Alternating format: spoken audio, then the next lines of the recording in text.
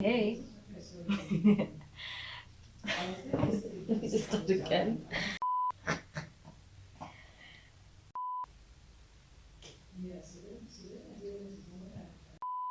Okay, back at it again. Okay, okay, okay, okay, okay, okay, okay, okay. So, we just finished a 6-day challenge. This was supposed to be a 1-week challenge, but, well, okay, I started off at week 6. I'm so distracted. Okay, I'm scatterbrained right now. Started off at I was supposed to start on a Monday, but because I was very focused on trying to learn how to edit, I started on a Friday instead of starting on a Monday. So today's Friday, but I started last week Friday. Finished yesterday. Now this is the complete piece.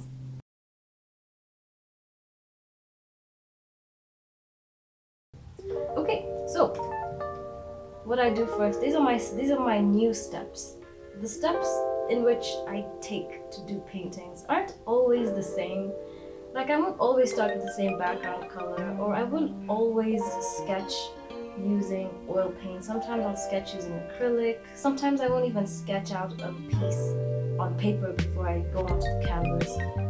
It's very new. It's like a recent thing that I started, where I sketch on paper before I actually sketch on the canvas. And that's because it gives me a much better understanding of where my compositions are gonna go. Where my compositions will go. How I will lay down the content of the compositions. Oh, okay. So let me tell you why I sketch with paint instead of sketching with pencil. I used to sketch with pencil, but then over time I realized that sketching with pencil actually just is very frustrating because it makes me go slower. I have to keep sharpening the pencil, the eraser, because I'm erasing it on a rough piece of canvas. It erodes, so there's so much rubber shavings on the ground. There's lots of that, and it's just messy. So paint, if I'm sketching with oil paint, then I can erase that with turpentine or whatever paint thinner that I'm using at the time. If I'm using acrylic, I can use water. So after I sketch, I color block, and that's basically just layering down the highlights and the shadows and just like the rough colors that I'm going to use for that particular piece. Usually I prep my palette before all of that, but in this time I kind of just went straight to sketching. I guess it's because I was trying to use up the old paint that I had on my palette. On the palette for previous painting, so I tried to use the paints that I used from the other painting on this canvas. I sketch and color block on day 1, and then day 2 I start to actually put in the colors that I want. So I start to arrange the colors on the palette. Some colors I don't buy specifically because I know I can make them, and that saves me time. Wait, actually it doesn't save time, but it really it's grown my understanding of color, 1, and 2, it saves me money, because you want to save that money, not spending so much money on tubes of paint. I guess it depends. If you're going to use a huge amount of paint, then it's more convenient to buy that color, even though you can make it. Buying it would just be very convenient, but ain't nobody got cash for that. You can see I'm just putting in those colors, putting in that stuff. Hey man, who said voiceovers were easy? Who said? They're actually kind of difficult, because I'm trying to go at the same pace as this, but it's just difficult. I'll probably get better with time. Maybe I should give you guys a story. Okay. So, okay. Well, not a story, but let me tell you how many times I've changed my mind while doing this piece. So first, I changed my mind on the background color. I started with white, but actually I didn't want to use white. I wanted to use, I didn't want to use white. I just placed that there in case I was like, okay, I'll just wait and see what crazy ideas come. First I was like, I'm gonna do a cloudy sky, and then I thought no, because the cheetah doesn't give me like sky vibes. It gives me night vibes. So I said, okay, I'll make it a starry night, and then that blue will act as a complementary color to the orange and the reds in the cheetah's fur. So I did that. I changed my mind on the sky. I changed my mind on the leaves, because with the leaves I was like, you know, perhaps the leaves should be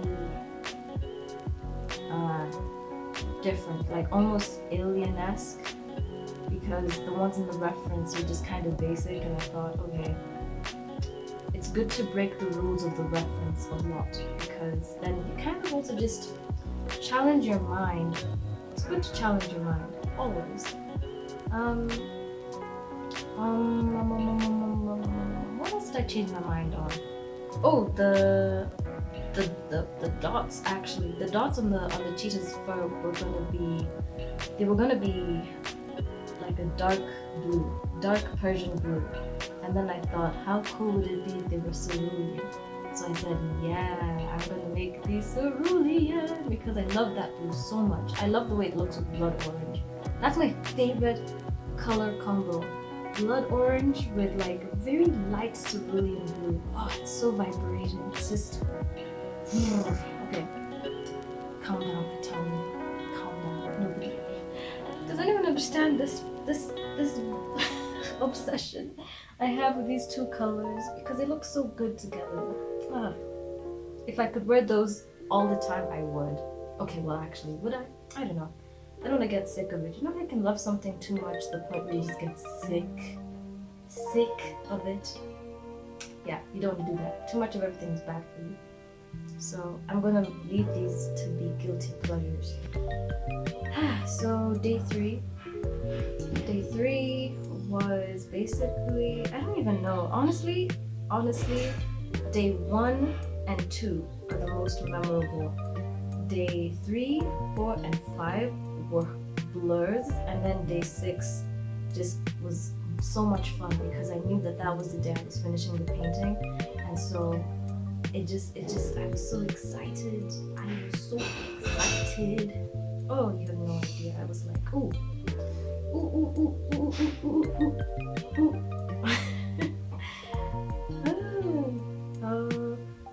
Yeah. What else can I talk about? Oh, brush strokes. You know, my dad was my mentor at the very beginning of my like art love time. I don't know how else to put that. Like, but when I was a child, he was a huge mentor. I would ask him to teach me how to do shadings, and I would, you know, have him critique my paintings, and you know, he still does, you know, but I don't think I go to him as much as I did when I was a kid. And he would always tell me, Katana, you need to make your art pieces less stiff and strict, like with the brush strokes. And I was like, what is this man talking about? Because actually, what he meant was just showing confidence in your brush strokes, like allowing yourself to leave those raw brush strokes in there and not try to make them perfect by blending them in, because that's not even making them perfect. That's just trying too hard to control it. Did you fart?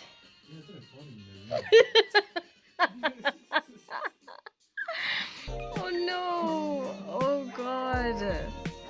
So right now what I'm doing is I'm trying to I have all this acrylic on my palette from doing that painting down there. So I'm just using it up by just, you know, using it to create textures for the tree that the cheetah is resting on. And then I'm gonna paint over this, paint over it, and make it look like a tree. Ooh, I wish I could do that on the leaves too, but I already have thick layers of oil there, so the acrylic will just end up peeling off. That's what happens when you layer, for anyone who does not know, but that's what happens when you layer acrylic paint over oil. You can layer oil over acrylic, but not the other way around, because actually I don't know why. I mean, okay, no, I know why. oil is oil-based, acrylic is water-based, and so oil sticks on watery things. I don't know what I'm trying to say actually. I don't know how to explain it, but I feel like it's kind of self-explanatory, right? I think so. I hope so. Okay, almost done.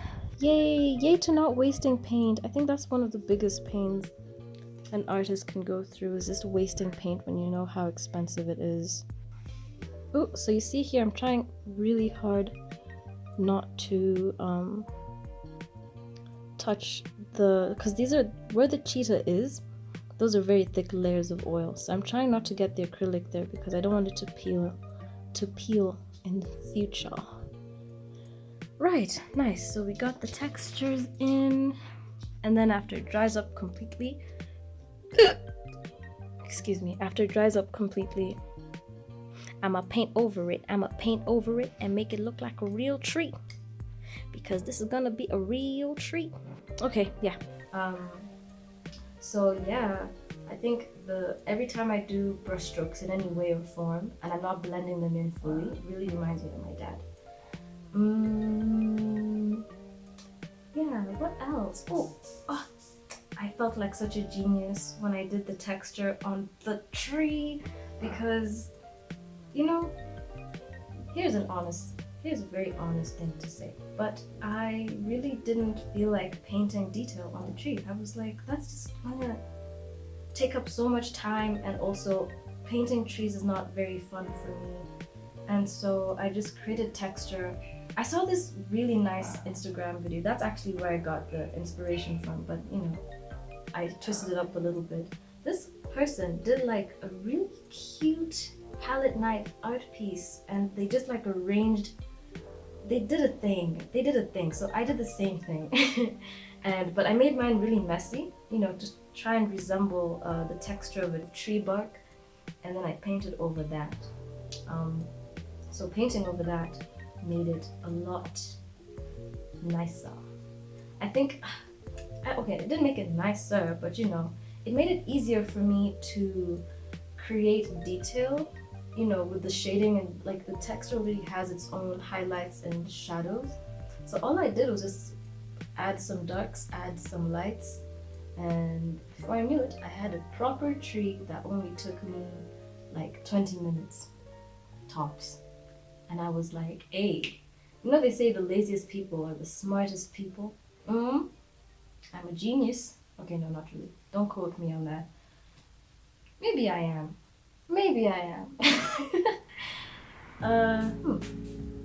Yeah, so what else can I say about this? I guess I've said everything I needed to say. Yeah. Cool. Thanks for watching, guys.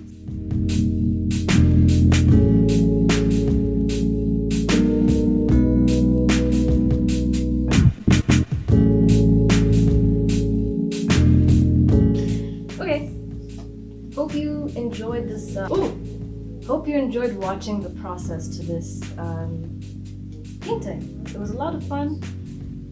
This is week 1 complete of the 1 painting per week challenge. Let me know what you guys would like to see me paint in the future. Don't forget to hit that please subscribe. Like, share, and hit that notification bell down below so that you can get notifications every time I upload a video. Anywho, thank you for watching.